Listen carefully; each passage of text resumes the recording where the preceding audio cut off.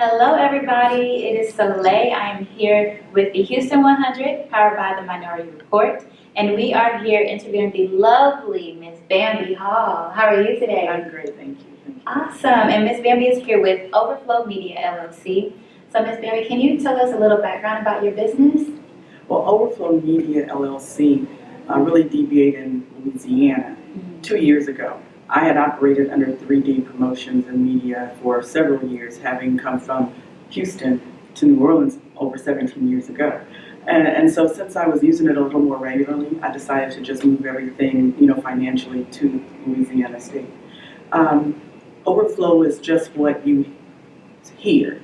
I work with some clients and some like colleagues as well. If they have business that they don't want to do or can't do, that's their overflow. So in that case, they can call me, and it may be something that I can do because it doesn't take up a lot of their manpower and maybe their resources. It may just need one person to focus on someone for a few hours at a time and to get that job done. So when it comes to the concept of overflow, it really is just that. If you have work and your colleagues in the industry and you need some assistance and it's something that you really can't do or don't want to do, then that's something that I can do. As well as if you already have an established agency, like you're a municipality or something of that nature, and your staff have other things that they're focusing on, and you need to outsource some of your work, then again, I would do things like communications training and things like that. And so that's pretty much the concept of Overflow itself. That is amazing. So how you mentioned that you started in Houston and then you went to Louisiana. How was that transition for you? It wasn't hard. I had established myself in the city of New Orleans before I even started using the company for at least 5 years. How was that? I started there in 2003 working at Xavier University of Louisiana. I left Texas Southern. I've been working there for about a year and a half, and so I just found a different opportunity. Never planned to move to New Orleans, but that is where I've landed. And then Katrina hit, and I came back home to Houston, and didn't plan to go back. But New Orleans is just that type of city where once it gets into your system, it's like I got to go back. And then New Orleans is a very unique city culturally, socially, as well as professionally, but all of that melts together. And the people that you meet in a social setting, you're probably going to come across them in a professional setting. And so you get to talking about what it is that you do, what it is that you want to do, and you start making those connections and networking, basically.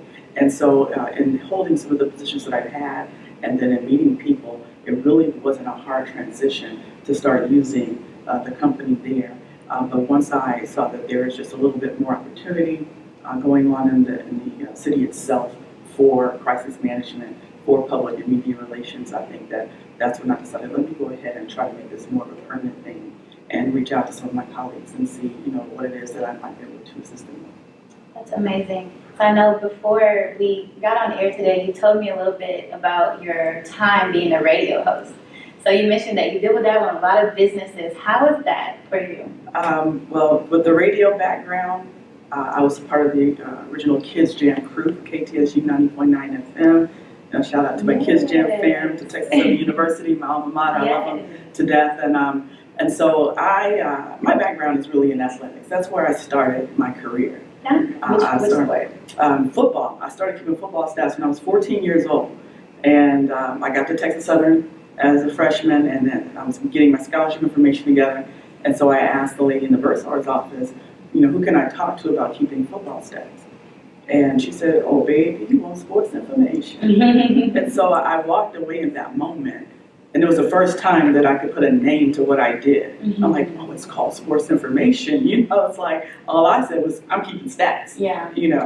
But there was a lot more to the business of sports information, which eventually evolved to athletic media relations as time has gone on. And even now, some schools have instituted a strategic communications position that works with athletics as well. And so as industries continue to evolve, you have to do the same. And I finished college on a football scholarship, so it was really a good ride at Texas Southern. That's amazing. So as we highlight you. We appreciate you for coming here and being interviewed on Houston 100. What words of encouragement do you have for up-and-coming entrepreneurs? One thing I will say is whether you have a degree or not, you can make it happen. But you have to do your homework either way. Research what it is that you want to do. Ask yourself, what is it that you want to do? What is it that you do well? And what is it that you stuck with? And that would be my advice, because once you figure the answer to those three questions, then you can kind of make your game plan. You can cut a path and say, okay, I want to do this. I'm good at that. And I've stuck with ABC, whatever it may be. And again, whether you have a degree or not, depending on what it is you want to do, you can still get it done. Yes. Well, thank you so much. You guys heard it here first. The lovely Miss Bambi Hall. Thank you so much. Thank you for having me. Yes, ma'am. See you guys soon.